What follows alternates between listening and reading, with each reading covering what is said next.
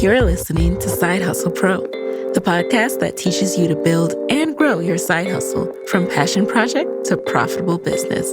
And I'm your host, Nicaila Matthews-Okome. So let's get started. Hey guys, welcome back to the show. It's Nicaila here with another episode of Side Hustle Pro. Today in the guest chair, I have Ashley Reynolds, the founder of Cloth and Paper. Ashley has been a paper-loving, pen-hoarding notebook collector for as long as she can remember. In fact, her collection had become so overwhelming that at one point, her now husband Ryan requested that she sell some of her stash off before they moved in together when they were engaged. Little did he know that his life would be filled with pen, paper, gold foil, and all things planner related 7 years later. Established in 2015, Cloth and Paper was birthed from necessity. Ashley left her corporate finance job of 9 years and needed to devise a plan on what her next career move would be while fulfilling her dream of being an entrepreneur. While on the hunt for a new planner, she noticed that there weren't any on the market that quite fit her minimal aesthetic or needs. It was at that point that her journey down the paper trail began. She then spent endless hours and days designing planner inserts from scratch with no previous background or education in graphic design. Shortly after, a stationery business blossomed and the line grew to offer leather planners, luxury pens, and more quintessential styles. She ran Cloth and Paper alone for the first year and a half, testing her true abilities as an entrepreneur. Today, she is still head designer, aka mastermind behind it all, growing Cloth and Paper into a brand with over 40 employees, over 100,000 Instagram followers, and thousands of passionate customers. Let's get right into it. So welcome to the guest chair of Side Hustle Pro. Thank you. I appreciate it. Yes. I'm glad we're able to do this. Now, I find your background so interesting. You, prior to launching Cloth and Paper, you had a career in corporate finance, right? So what led you into corporate finance, and then what inspired you to leave corporate finance? It was it actually started off as my first real big girl job. So I started at the company when I was 19 years old, and from that point on, I was just kind of make this my home and kind of see how far I can really push myself in the company. So probably at least once a year, I got a promotion at that job, because I was always my manager was like, okay, I see you got a lot on your plate. What can I do for you? Is there anything I can take off your plate? Yeah. So I was always really moving really fast in any department that I went to. So that's what kept me there, is that I was always constantly getting new projects, promotions. They had great benefits. They had lots of a good company culture. And so that kept me there. And then the thing that made me leave is my husband actually got a job opportunity that kind of forced us out of where we lived. And so it required me to relocate, and that kind of pushed me out. Okay. So when you got that job opportunity, what did you do next? I was kind of stuck, to be honest, for a second. I was like, I cannot believe everything that I've known is about to change, right? Because I had really hung my hat on a career there, and I really thought I was going to be there forever and ever and ever. I had no reason to really leave. It was a Fortune 500 company, great benefits. At that point, I had built up to where I got 240 hours a year of vacation. So I had some flexible working then. Before even remote was a thing, I had some remote work opportunities within that job. But it wasn't they didn't allow me to do full-time remote, but I still had a couple of days where I could really flex and be outside. But so when did planning come into play? When did you start to explore this love for stationery and planners?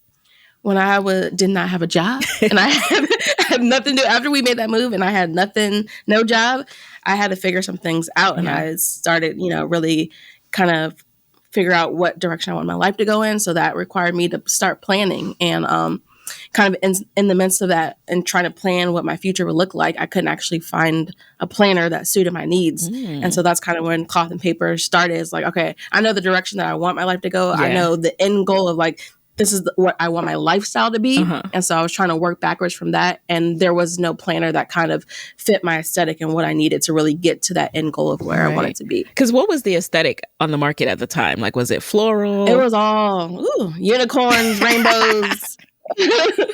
Flowers. Yes. It wasn't this. Yeah. You still see some of that today, you know, especially targeted at women. And by the way, Ashley, when she said this, like remember this podcast is on YouTube too, so you can actually see. Oh no, this is good. I want everyone to remember, like, and if you check it out on YouTube, you will see her beautiful home, which reflects not the whole home, but it reflects actually the office. The office, okay. Our office. That minimal aesthetic. Like I want the microphone, the white Yeti she's recording on. So let's talk about this aesthetic. So you don't have a background in graphic design, right? So how did you start to create that first prototype? Wow. The crazy part, the gag is like I started designing in Word. Our first inserts were I did them in Word. Microsoft I'm like, Word. Oh my God. Okay. A designer would cringe. And today, like, you know, I did not know Adobe was a thing. Yeah. Like I didn't know Illustrator was a thing. And I was literally trying to manipulate Microsoft Word to the best of my ability to make an insert. And so really we really kind of catapulted forward with those Microsoft Word inserts that I made. Like it really shifted the direction of the business. Now, what did you do with those inserts? What year was this? 2015 or 2014? This was 2015. 2015. So who did you offer it to?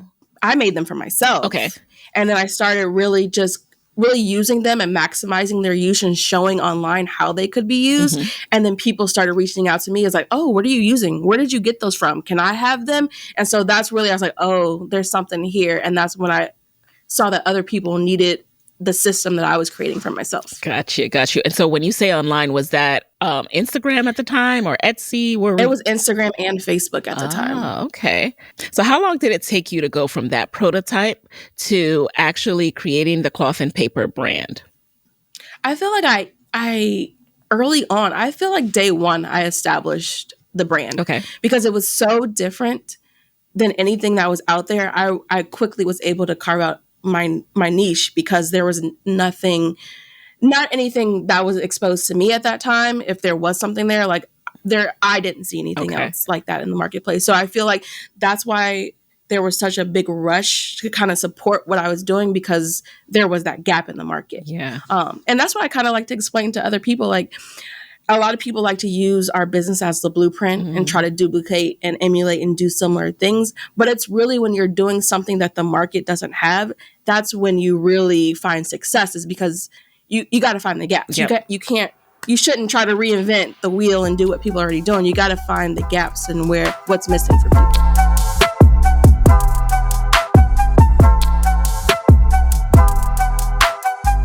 So, I mean, were you thinking this would become your business or something that you would just kind of do on the side while you look for another corporate finance job? I'm very business confident. I'm very confident, in myself. And Ryan always says, hey, you never bet if you know you're not going to win, right? And that's definitely something I was going to work my hardest to make sure that it was going to be successful. And at that time, I was working probably 18, 19 hours a day, trying to make stuff happen. Wow. And so if it was within my grasp, my control, I was not going to let it not be successful. And so I know that a lot of people who are creating planners kind of themselves, they start it at home, right? They start doing the printouts and everything themselves. Was that your experience? Were you literally Absolutely. creating everything you were shipping? Absolutely. Early on, because we were finding some success and I had zero real steady income coming in, I tried to hold on to as much of that margin as much as possible so that there was constant revenue building, there was savings coming in and stuff like that. So I definitely found it beneficial to operate a very lean business. And that required me to be doing a lot of the things myself. So I did have Recruit Ryan. Of course, that was free labor. We did operate a very lean business for the first 3 years. We did Wow. everything ourselves. And I understand you ran it alone for the first year, right? Well, alone with Ryan, I'm sure. Yeah, alone. Yeah. Wow. Where I was doing all the designing, I was doing all the marketing. I didn't even know that I was really marketing at the time. I was just showing what I loved and what was working for me. Yes. And I feel like that authenticity is what resonated with the community that we've now built. Absolutely. So during the pandemic, I discovered that there was this whole world of planning. You know, I've always gotten planners here or there, but I wasn't committed to the process, right? I wasn't getting the inserts and the stickers. I was just getting whatever I got from the store-bought. But when I discovered this whole world of planning and came across Cloth and Paper, I would go to your page, the Cloth and Paper brand page on Instagram, and everything you were doing was just talking. You were just talking like, here's what's coming in, here's what I like. And it was just so, it was almost like talking to a friend. So I really love that about your marketing, you know, but it's so organic to you. It's so natural to you. Yeah. Did you start to do anything else on top of that, like ads or trade shows or anything else to build up the awareness of your brand? Yeah, it's crazy that like everyone calls it like me talking to the customer, like marketing, because it really did not feel like I felt like I was talking planner girl to planner girl, right? Okay. Like I'm just talking with my homegirls, like we're all, because it's so hard in real life to find someone that's into planning. And I was just so pumped to be able to have the access to talk to people so many people that were into the same thing I was into. So it didn't feel like marketing, but I can see why someone would say that that's marketing. But I was truly, you know, sharing with them things that I love. I would say we didn't actually do our first paid marketing until year 4 or 5 in business. So it was a long time. Everything was organic. All of our marketing was all organic until year 4, year 5. And even then, I think the most you would spend in the year is like $1,000 on advertising. Now it's kind of crazy. Now it's like a couple thousand a month. And what shifted to cause you to start to invest more in paid advertising? I think it was just seeing the reach that we could have and that we weren't quite doing. Like there's people outside of the planner community now that gravitate towards our product, and we were able to kind of reach out to them with paid ads. That's so interesting. And one of the things I want to spend a little bit of time on is this planner community, because for those who don't know, who are not in it, can you describe a little bit about this, this particular community and why it is so different than any other customer base? The community is it's a supporting community. You will see nearly anyone that tries to do anything within the community is supported if they're, not a crazy person, not, not talking, crazy to people or anything like that. But it's a very supportive group of, I will say women, because it's predominantly women. I would say it's about, from the data that I have, it's about 96%, but I would say planner people in general are very welcoming people. And they really want to see a lot of people succeed. So if you, put up a shop today, chances are you're probably going to have somebody that buys a sticker or insert from you within your first couple weeks in business, because they really do want to support and explore and try different things. They are a passionate community, that's for sure. They know what they want, they know what they don't want, and they will let you know. And they're a very engaging community. I have talking to some people since like day one that I still talk to on a regular basis on Instagram. So that's so cool. And, it's interesting too, because what I learned about this community is that people often have more than one planners. Here I was thinking, I just need to get my planner for the year. That was what I've always done. And then as I was following Cloth and Paper, I started to realize people have planners for different things. I'm like, how can you have different planners? How do you know what's going on in one? But it's a whole thing, which is more business for you. So how do you plan for that? Like the different type of things that people need for their planners. See, I resonate with that because I'm that girl too. Like I don't have just one planner. I like to, dabble in different sizes and kind of restructure how I'm planning throughout my year. I'm always trying to figure out what is the most beneficial system for my life. And so I feel like sometimes that, will cause you to go over here and make a personal planner if you've been in the HP Mini for a little bit. Yeah. I think it's just curiosity in general, and everyone wants to kind of maximize their planning and maximize their productivity. So they'll try and they'll shift from time to time to try to figure out what they can do to really optimize that. So, I mean, I don't, everyone can do their own thing. Yeah. I do that. I probably have 3 planners going on right now. Right. But, yeah.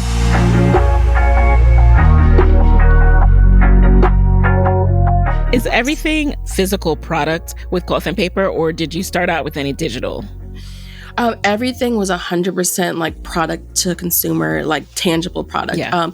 We are kind of dabbling now in some digital things. We've done some printables and things like that, but we're figuring out the core customer of ours really just loves that tangible analog that comes with planning, And I've heard you say that the worst advice you've ever gotten was to not create physical products in this digital world. Why did you defy that advice? Because I'm hard-headed and that is just my nature. I'm a very much like, I'll show you that I can do it, right? If someone's coming at me and they're saying, you can't do this, I'm gonna be like, I'm gonna show you. Yeah. And that's just part of my personality. And I'm glad in that situation that I was a little bit hard-headed because of course, like I wouldn't have, alongside my husband, built the brand that we have today, and now we employ, 40 plus people and, we have a 12,000 square foot warehouse. Like this wouldn't be a thing if I didn't, test that theory a little bit. So how did you, once you stopped creating things yourself in Microsoft Word, how did you go about? I feel like you were trying to carry me a little bit right there.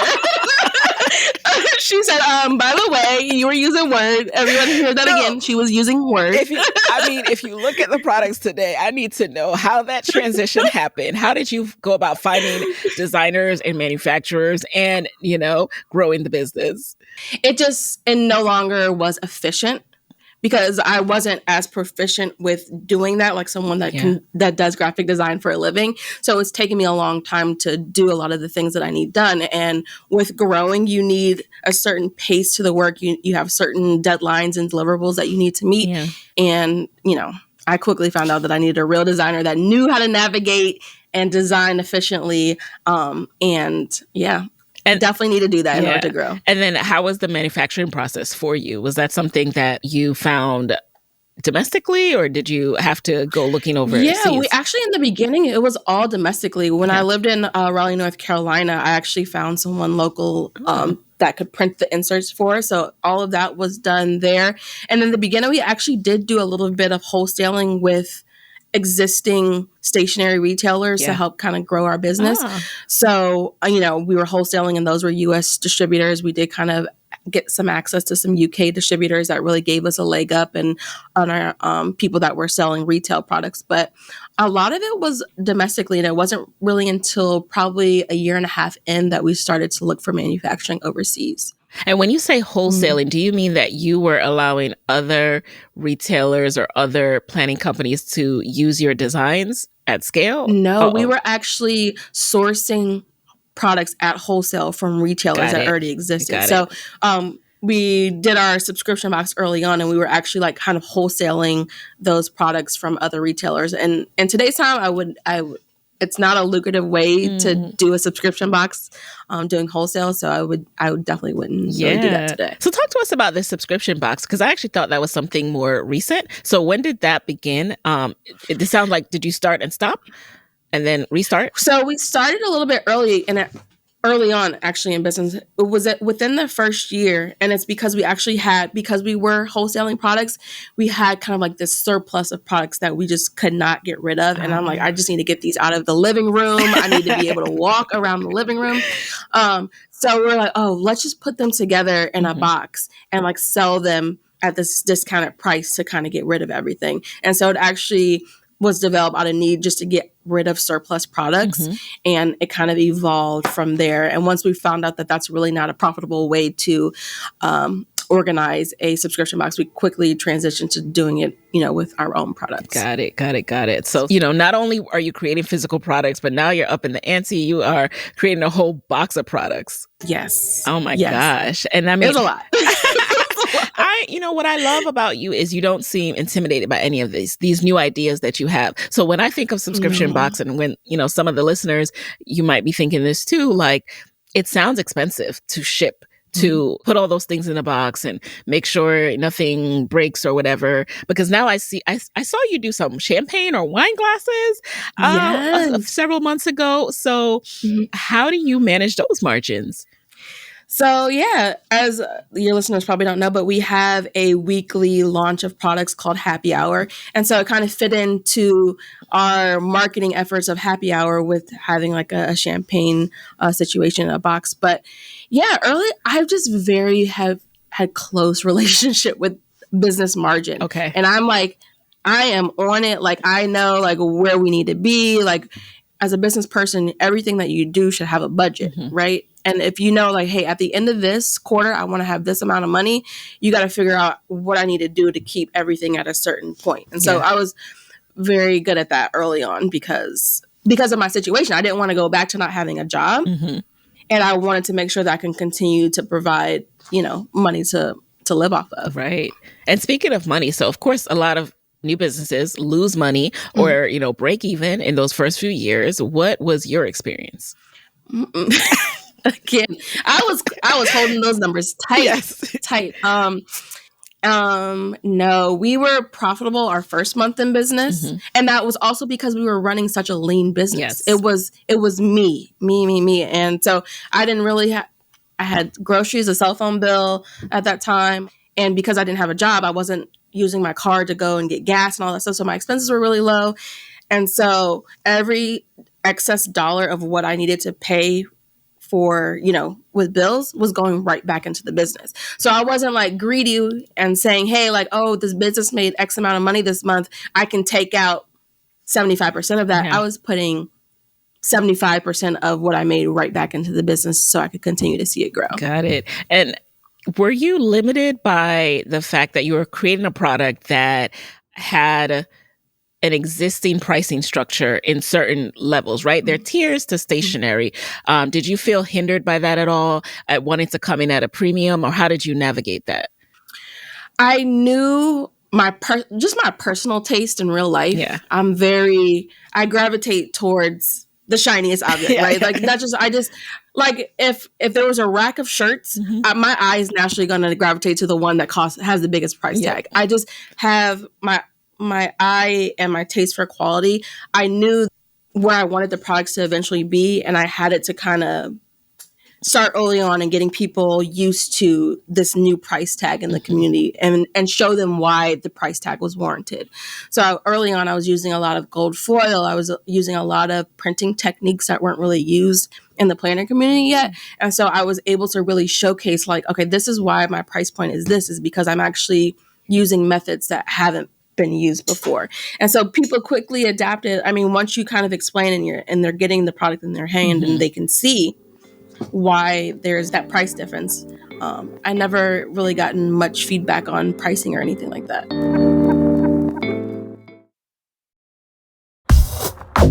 If you're a small business owner, this is for you. Running a business is just plain hard. Endless to-do lists, employees to take care of, and your ever-present bottom line. So first of all, kudos to you for staying on top of it. And now I want to tell you about Gusto. Gusto builds an easier and more affordable way to manage payroll, benefits, and more. They help over 300,000 businesses by taking the pain out of tasks like automated payroll tax filing, direct deposit, health insurance administration, 401k, onboarding tools, you name it. Gusto makes it easy. And they really care about the small business owners they work with. Their support team is attentive and helpful. And since money can be tight sometimes, you'll even get 3 months free. Just go to gusto.com/SHP and start setting up your business today. You'll see what I mean when I say easy. Again, that's 3 months of free payroll at gusto.com/SHP.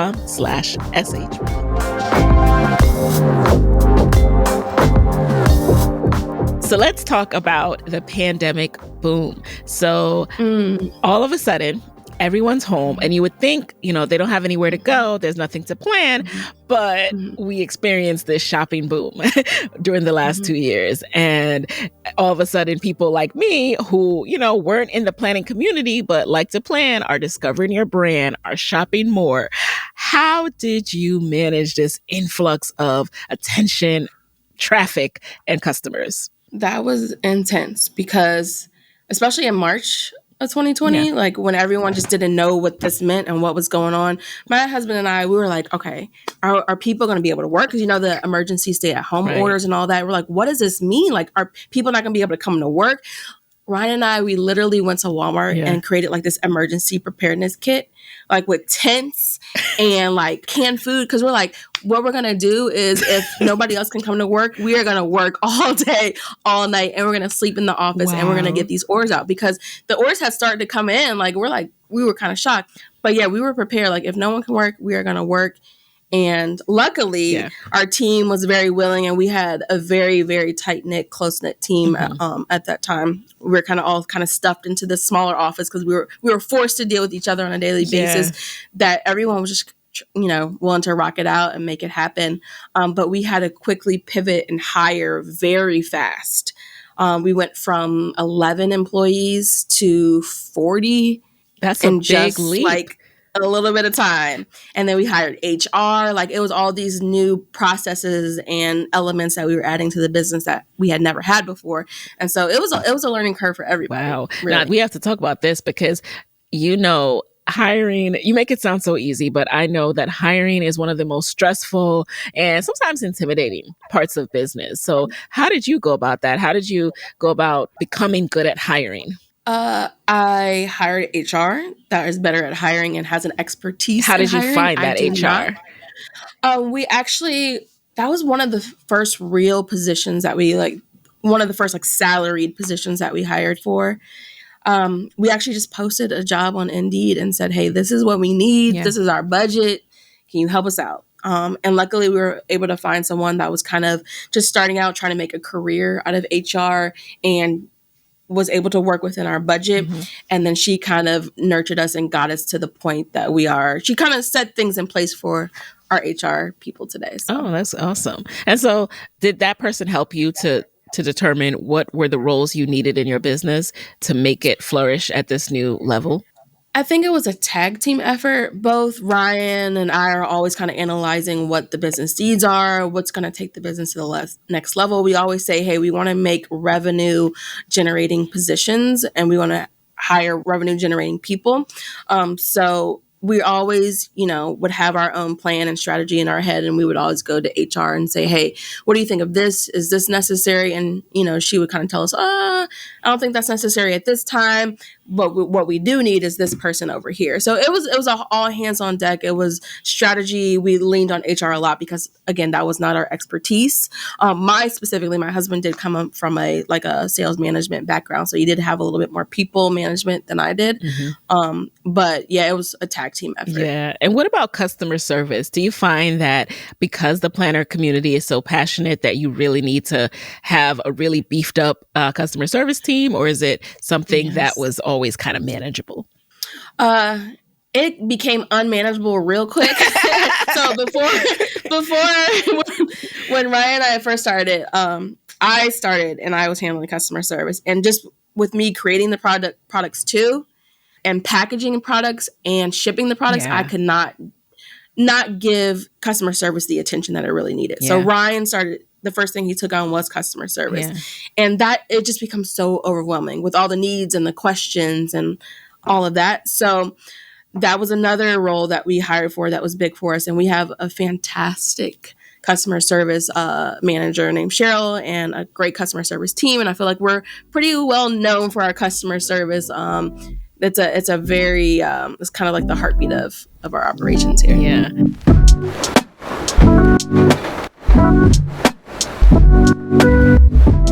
That's amazing. And now you're generating so much buzz. Like I see you've been featured in Forbes. You mentioned and you touched on this briefly, but I'd love to know, how do you deal with imitation, especially by I want to say maybe big box brands? Like, how are you dealing and navigating that? It used to bother me a whole lot, especially early on. Yeah. And you're doing everything yourself and you're like, you know how hard I had to work for that product to come out, Yeah. and the blood, sweat, and tears that went behind that. But now it doesn't bother me as much. I can see something, scroll past it, and move on. I do know that if I'm being looked at as this is the person to copy, then I've won, right? Mm-hmm. Then that's it. So I don't really look at it anymore. It doesn't bother me anymore. Because they're always going to have to look to you first to figure out their next product. Right. So you're always going to be 2 steps behind. Yeah. That's why we say that all the time, but that's why it's always great to focus on where the gaps are. Mm-hmm. So don't try to keep up with me and say, oh, what's cloth and paper doing? Like, you got to figure out, okay, what can I do that cloth and paper's not serving? Yep.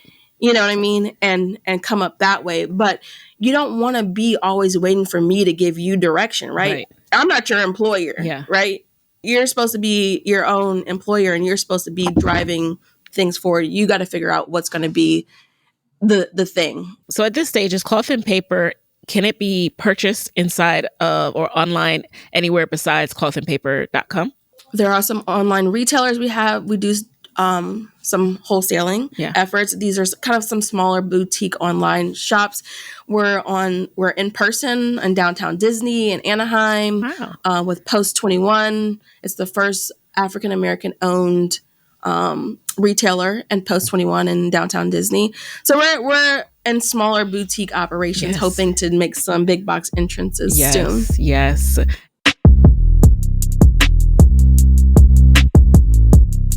So before we jump into the lightning round, I'd love to know, what are you thinking of next for cloth and paper? What exciting things are you workshopping right now that you can give us a sneak peek and share with us? Mm-hmm. We are definitely trying to polish and make it a clean transition of being more lifestyle brand. Uh-huh. That's really where we know that we can be. We know that's where, our revenue goals can take us. And so our goal is really to just be more of a name that is rolling off the tongues of everyone. Yes. That is definitely a big goal for me, whether that be, it may not us being in retail or like a Target or something like that gets us there. Yeah. Maybe it's something that we just build on ourselves and we amplify our own work through social media because that's free. To an extent, right? But yeah, the goal is definitely to become a more lifestyle, to offer our customers more of the things that they need outside of planning. And at this stage, can you just share a little bit more about some of the full offerings on cloth and paper these days? So there's obviously planners, but there's so much beyond that. Yeah. So we have bound planners that are already ready to go, that you order them and you're ready to start planning. We also have our a la carte planning. So you pick your binder, you pick your inserts that you want, and you pick any other accessories that you want to kind of jazz it up. And then we also have 3 subscription boxes. So we have one that is designated to pen lovers called our Penspiration box. We have one that is dedicated to our diehard planning community that is a planning and stationery box that is geared towards that a la carte customer that loves getting customized inserts specific to their planner size. And then we launch almost a year ago, an Estate box is called Estate by Cloth and Paper, which is a lifestyle box curated for people that enjoy the finer things. So it actually grew out of customers always asking me, what is that I see in your background on your desk? What is that nail polish that you're wearing? Yeah. And I say, you know what? I should just get everything in one place so that I can share with them the things that I'm loving and the things that I'm wearing and using. So yes. And I want to make sure people know that you didn't start off with all of this. And you, again, you keep a close eye on those margins. So what's your process for making sure you don't have too many SKUs, you don't have too much inventory, for analyzing what's working, what you can stop selling, and so forth? So we do have a procurement team that kind of keeps an eye on everything. We have an inventory team that let us know, hey, this isn't really working that well, so maybe don't do any more of these things. We do have a good team in place that kind of monitors those things and let us know what we should do more of, what we should do less of, and what, to stay away from. So. And how often do you assess that? Is that like a monthly thing or? Oh, it's like a weekly thing. We're looking at things very, very often, especially as more so as you move into Black Friday, because you want to be able to kind of generate revenue so that you can be preparing and buying products for Black Friday. So we look at those things very often. Good to know. All right, so now we're going to jump into the lightning round. You just answer the first thing that comes to mind. Are you ready? I'm ready. Okay. Number one, what is a resource that you can share with the Side Hustle Pro audience that has really helped you in building Cloth and Paper? This sounds cheesy, but there's just so much free information out there, like podcasts. Like when I'm in the car, I'm not listening to music most of the time. I'm listening to podcasts because I just like to, any idle time that I have, I like to be learning and seeing how I can be better business person. So podcasts, YouTube, there's just a wealth of information that you can get for free. Yes. I've never paid for a 6-figure course, by the way. Everything I have learned has been through just trial and error myself, or those free resources out there. And this is why Side Hustle Pro exists, to share as much as we can. So number two, who is a non-celebrity Black woman entrepreneur that you would trade places with for a day to get some intel? I'm really admiring how the big businesses that these YouTubers are creating. Like they're creating like multi-million-dollar empires just by them be themselves online, right? And so there's this one girl that I really love.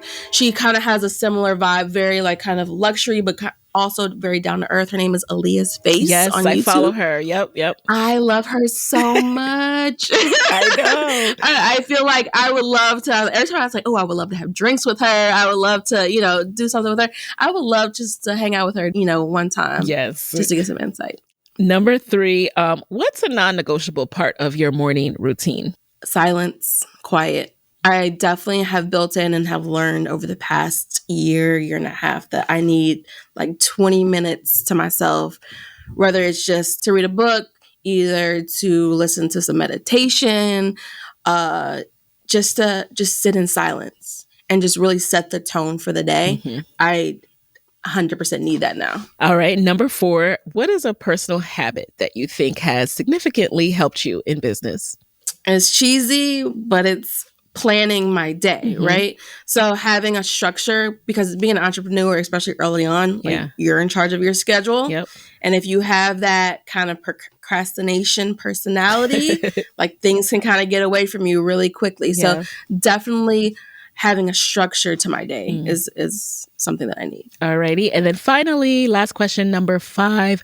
What is your parting advice for fellow Black women entrepreneurs who want to keep pursuing their passion project, their side hustle, but are worried about not having a steady corporate paycheck?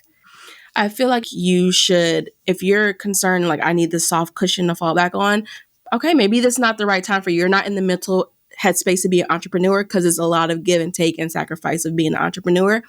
I feel like if that's your concern, keep on doing your 9 to 5 until you're in the mental headspace of like, I'm ready to give it up all and I'm ready to focus 100% of my time and energy on my business. Yes, that's real. That is real. And I think, on that note, we're going to transition and end the episode. Ashley, I thank you so much for being here. It's funny because it seems like we didn't chat that long, but I feel like you jammed in so much info. So where can people connect with you and Cloth and Paper after this episode? On Instagram at cloth_and_paper, and that's A&D spelled out. You can shop our products online at www.clothandpaper.com. And we're all over the place. Facebook, Cloth and Paper Co., and YouTube. And we'll link to all of that, you guys. And with that, there you have it. I'll talk to you next week.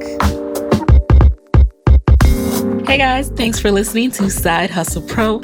If you like the show, be sure to subscribe, rate, and review on Apple Podcasts. It helps other side hustlers just like you to find the show. And if you want to hear more from me, you can follow me on Instagram at Side Hustle Pro. Plus, sign up for my 6-bullet Saturday newsletter at sidehustlepro.co/newsletter. When you sign up, you will receive weekly nuggets from me, including what I'm up to, personal lessons, and my business tip of the week. Again, that's sidehustlepro.co/newsletter to sign up. Talk to you soon.